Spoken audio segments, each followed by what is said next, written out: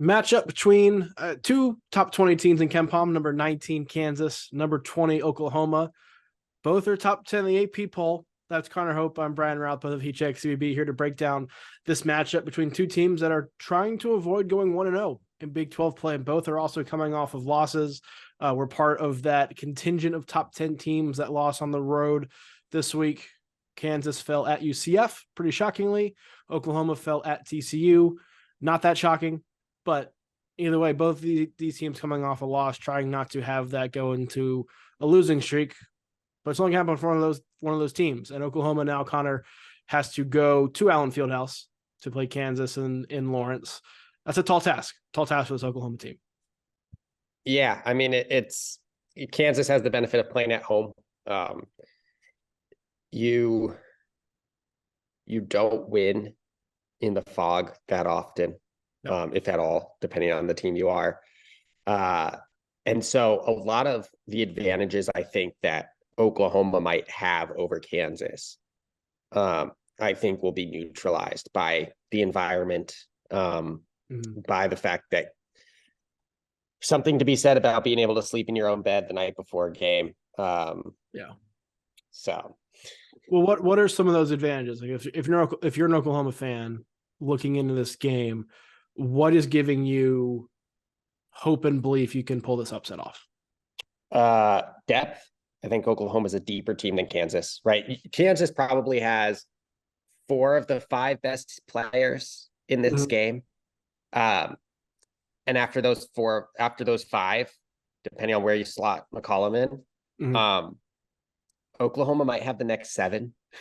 There's a big drop off between the top 4 of McCullough, Dickinson, Adams, and Harris to like Jackson, Timberlake, and Parker Braun, and McDowell and Furphy. So it's Kansas generally is running like 6 or 7 deep.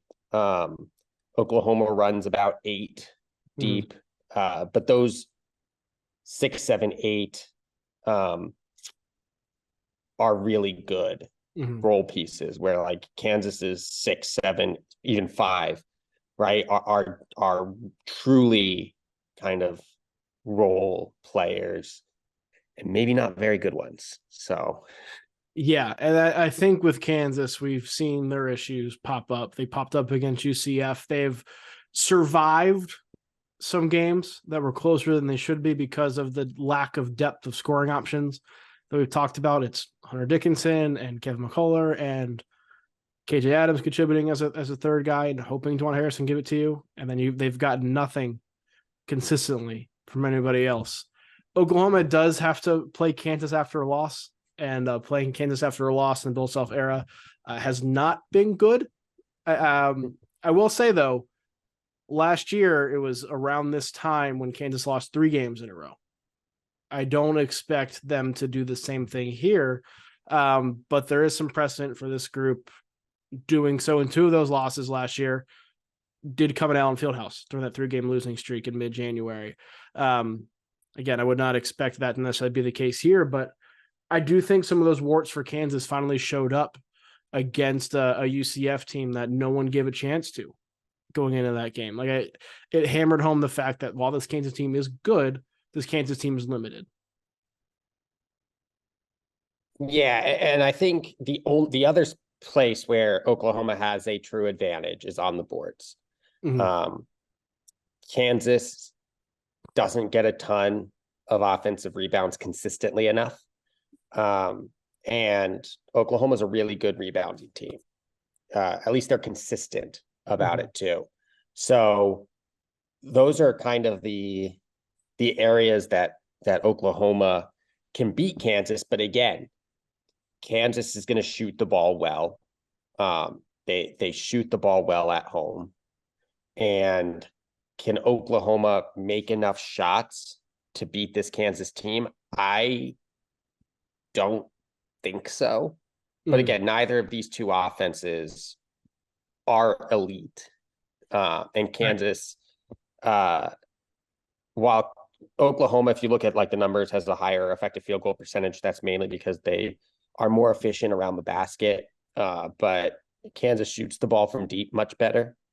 So you're looking at a game where if Kansas can start getting hot from deep, against a team that's a really good three-point shooting defense, I don't know if Oklahoma can keep up. I think Kansas wins this by multiple scores. I don't know if I think that it's going to be double digits, though. Yeah, I'm looking at the turnover battle in this game.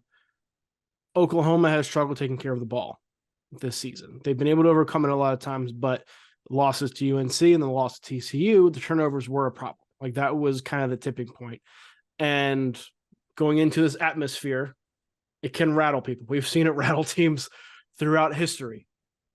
You add in the fact that it would then lead to likely easy baskets for Kansas offense that has been struggling on the other end. I don't think Oklahoma can give up that many cheap baskets to this Kansas team if they're going to win. Kansas isn't great taking care of the ball either, so that can allow Oklahoma the chance to get out and take the crowd out of the game and get some easy points, steal some points and go on a little mini run if things go a certain way. I'm looking at that battle in the turnover, see if somebody can take care of the ball, because I think that could really flip things to one side or the other. Who do you think in this game is the X factor for either team? I think DeJuan Harris probably is. And he is too good, I think, and too respected to be considered an X factor mostly. But we've talked about this with Kansas all season long. They need another scorer. And DeJuan Harris has the ability to do that. It's just not what he likes to do with his game. Right. Mm-hmm. But if you get a good scoring performance and from DeJuan Harris and you get him shooting 5 to 10 times as opposed to 2 or 3 times in a game, as he likely prefers, I think that bodes well for Kansas when he is that aggressive offensively. I think it takes them to that level where they are the best team in the Big 12. Yeah, I mean, you don't get enough consistent scoring out of anyone not named McCullough, Dickinson, and Adams for DeJuan Harris to truly be a passive point guard anymore.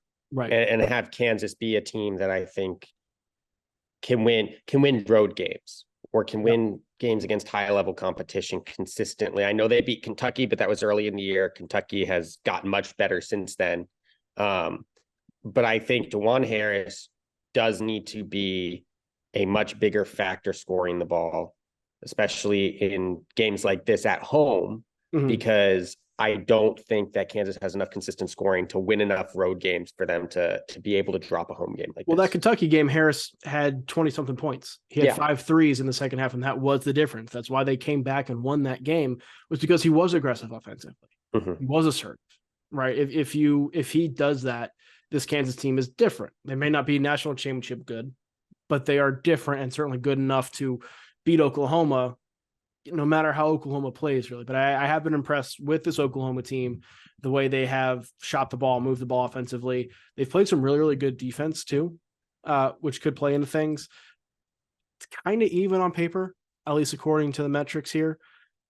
I'm not expecting this game to be like super duper close. Kind of feels like a game where Kansas keeps Oklahoma at arm's length the entire way, but it doesn't turn into a blowout. How do you see this game going? Yeah, I think it's Kansas jumps out to a lead. And just keeps that lead for the whole game. I think there's going to be moments where Kansas is top 4, one of them needs a breather, and maybe Oklahoma goes on a little bit of a mini run. But I agree. I don't think that this is going to be a close game. Like, you're going to look at this game thinking, well, Kansas kind of controlled this from tip to finish. But I also think what it's going to do is it's going to solidify Oklahoma as kind of deserving of where they are in the rankings. Because if you look right now at their schedule, like, we still don't know really what Iowa State is. I know they had the big win against Houston at home, but the Iowa State at home game for Oklahoma right now is their best win.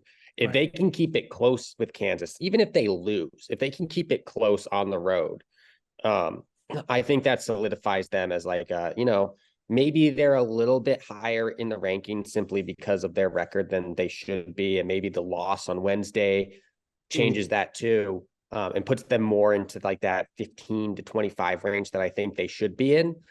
But, keeping it close with Kansas and the Fog, you have to be a good team to do that. Right. I think we know enough about Oklahoma to know they're not a bad team, right? They have enough wins: Iowa, USC, Providence, Arkansas, and I throw that Iowa State game in there too. They have those 5 wins. You know that they are above that tier, right? At the same time, those 2 losses, UNC at TCU, 2 of the better teams that they've played, the games that were more on the road. I know the UNC game was in Charlotte, but that was a road game. This is that next level that Oklahoma can't really crack. And I don't know if they are good enough to crack that. This is a chance for them to prove that.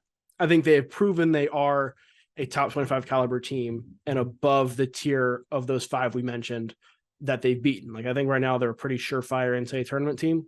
Obviously, see what happens the rest of the season. But if they want to be in that next tier, these are the kind of games you have to be really competitive in. And so we'll see how that plays out. But we'll be back when the game is over to break that down and all the other big games that happen this weekend on the Sleepers Media YouTube channel. Just make sure you like, subscribe, do all those things every other video channel and podcast tells you to do, because those things matter. We'll be back then to break it down.